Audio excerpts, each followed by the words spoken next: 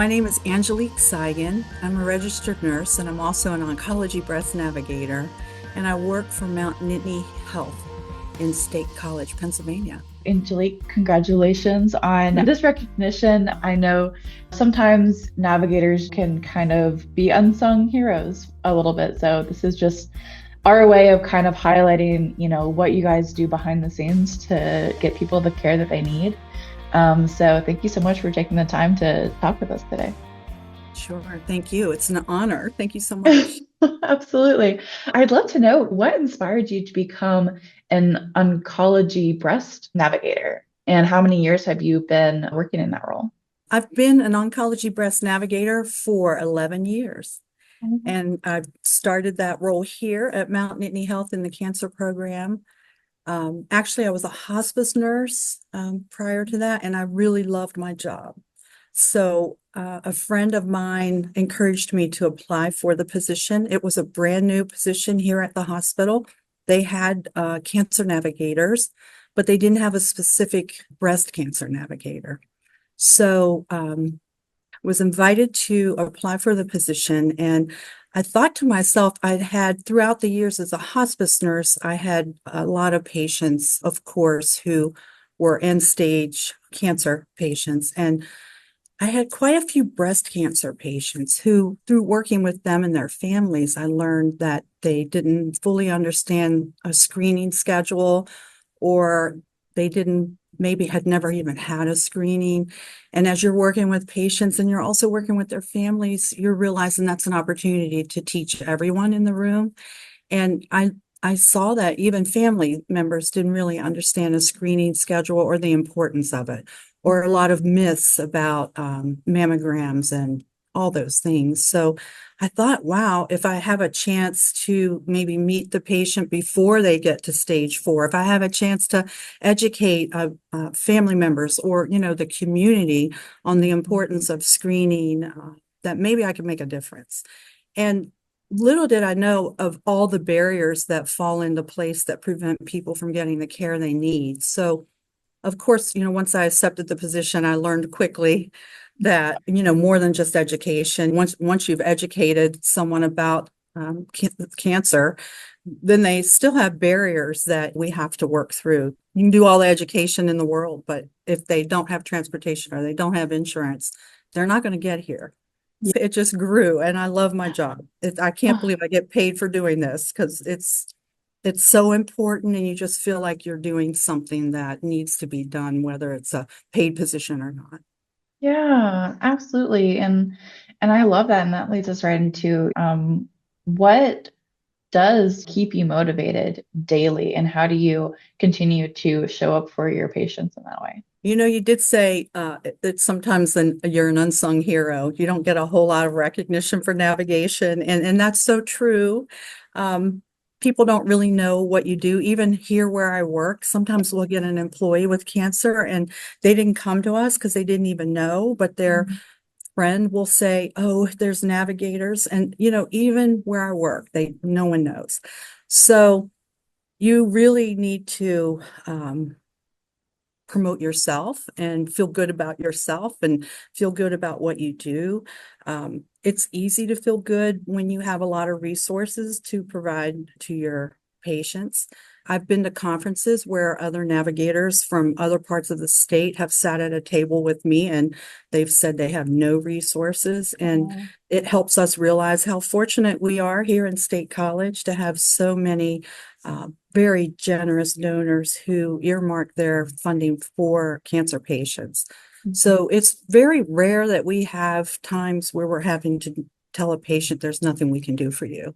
We Yeah. have so many different ways that we can help. So that I find that motivating. And also, I mean, to be honest, if we didn't have the resources, I'm not sure how long anybody could stay in a job like this, because it's very, Yeah. very sad.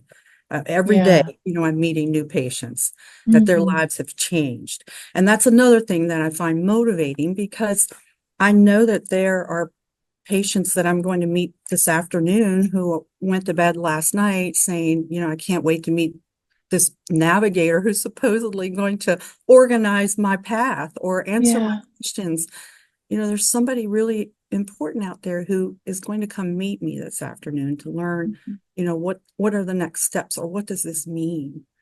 So Mhm. extremely motivating to feel Yeah. important, an important piece in patients' care. I can assume based on the line of work that you do and how heavy some of those conversations could get, what do you do to help take care of yourself so that you can better show up for your patients? Yeah, that's important. You have to have healthy boundaries. You have to make sure that you are taking care of yourself. So you come in here the next day and you realize, like I say, there are people that I need to stand up and be here for. And Mhm. each one of them are, a new case.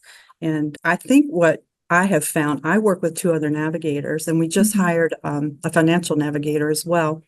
I think it's very important that you talk, you get with your team and you recognize everybody, we're all hurting. We all have sad stories that we hear every day, and we talk about them, and you need to listen no matter how busy you are. You need to Yeah. listen for your partner, and then they need to listen for you. And we've talked about that before, about how some institutions maybe have one navigator, and to not be able to talk about the cases that we have because you can't go home and talk about it. It's patient privacy. So I think that's very important. And when I am home, I read a lot of self-help books and try to take care of myself and, Mhm. be ready for the next day. Yeah, absolutely. You're talking about the kinds of ways that you help navigate your patients, whether it's the mapping out, helping map out their journey, but even as far as like transportation to appointments, what other types of barriers do you help patients overcome? This is such a good question, especially because I'm going to toot Azra's horn. Before Azra, our number one barrier was finances and transportation. That is still a huge barrier. But with Azra, we've been able to meet patients early. Like we're probably the second healthcare provider or third that they're talking to regarding their new diagnosis. Mhm. Because of course their primary care and their team have already told them of the diagnosis, and then we're calling to say, here we are. Let's talk about any obstacles that might be in the way of you getting what you need.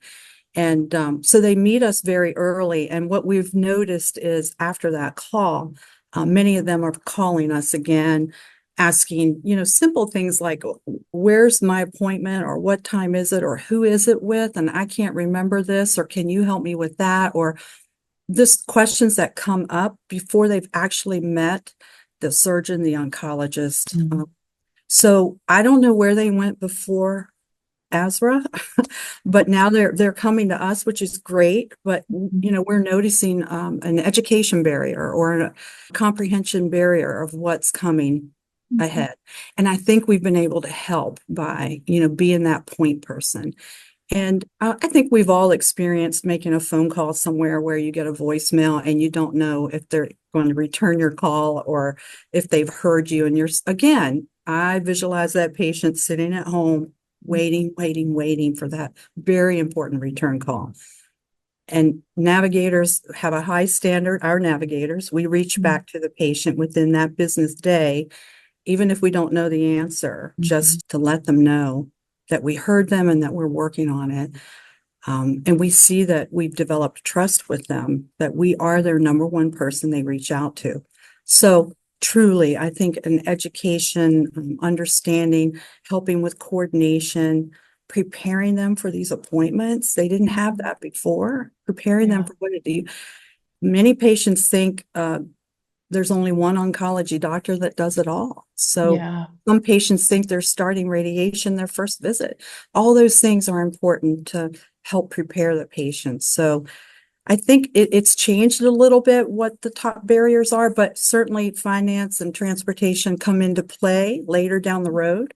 But because we're involved earlier, we're able to anticipate that and be more proactive instead of reactive. That's awesome. We love to hear that. In your 11 years of experience, love to know what is one piece of advice that you would give to someone facing cancer, maybe on the other side of it, your patient side, and also one piece of advice that you would give to other professionals in your field, other navigators that are navigating their own careers. For patients, of course, I'm going to be selfish. And the first thing I would say is when your doctor says you have cancer, ask, is there a navigator or someone who I can talk to help me through this? And I hope the day comes. I really hope. I'm probably going to retire in about 10 years. I hope it happens before I retire, that when a doctor or provider tells a patient, I'm so sorry you've been diagnosed, your biopsy's positive.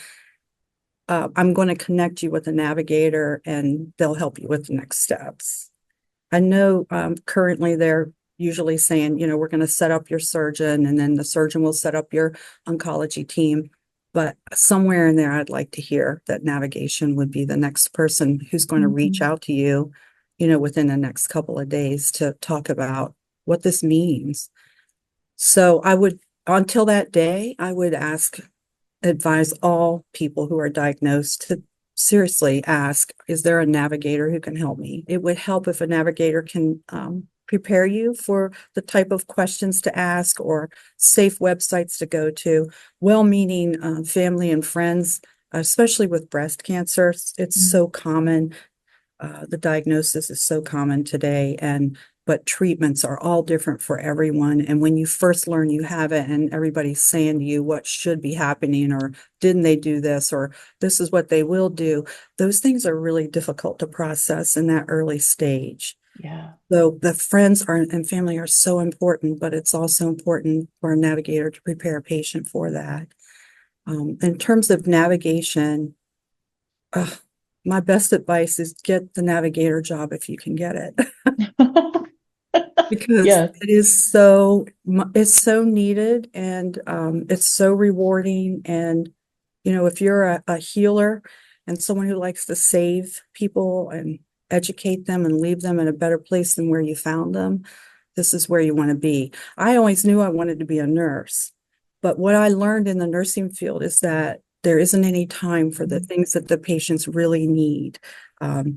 The education and the time to sit and talk and go through what's going on at home. That's why home health was always so nice for Yeah. me, so I could sit right in the home and see what's going on and really learn the patient. So yeah, my best advice is seek out that navigator job. The nice thing is they hire nurses, social workers, teachers. I'm sure that's going to be more specific one day, but right now, that's how it is. In your experience, what do you see as the role of technology in oncology care as a navigator? Obviously, Azra has really opened our eyes to what technology can be. Prior to our association with Azra, we functioned in a reactive type role. The patients were identified through the distress management tool to indicate that they have a barrier or distress that navigation needed to address. With Azra, identifying the patients at the pathology level has allowed us to be able to reach out earlier and be a more proactive approach and be a real part of the team, actually, right? And I would like to see, where we live here in State College, we have several health systems that patients use. Azra, or any technology, it would be wonderful if we could somehow connect all that information. So I'm hoping technology will certainly do that someday. I think it should be a great tool for communication. It's been an amazing tool for organization in terms of preparing your day and who you need to see and what for and what about. And if I take off tomorrow unexpectedly, my coworkers can jump right in and see my notes. I think more importantly as well, we're starting to see that navigation is probably going to be reimbursed for hospitals services. So until then, you really need to show your value. And again, like you said, unsung hero, people don't really know what we do. People just notice patients come, they're treated, and they go, but they don't really see everything that goes on in between. And if you show your value, you can't really show what you do. So I'm sure on the back end, when we're able to pull reports and look at data, look at how we're making a difference in the patient's care, look at how we're improving time to treatment. If you can't measure that, you're really in trouble, you know? Yeah, And all that absolutely. drills down to patient care. What is the patient getting? This is all about what we're getting and how it can make things better for us. But at the end of the day, I've already seen how looking at Azra, I can go already. I've been to my manager 2 times and said, hey, based on what I'm seeing now with Azra, I can see that our oncotypes aren't where maybe they should be, or I can see where there's room for improvement. Yeah, And now you absolutely. can show somebody why you see that instead of just saying it, right? Yeah, absolutely. I love that. Well, Angelique, thank you so much for everything you and your team does, all of the, lives that you get to touch briefly in their journey is so important. Yeah, thank you for, Yeah. sharing your journey with us. Thank you, Jessica.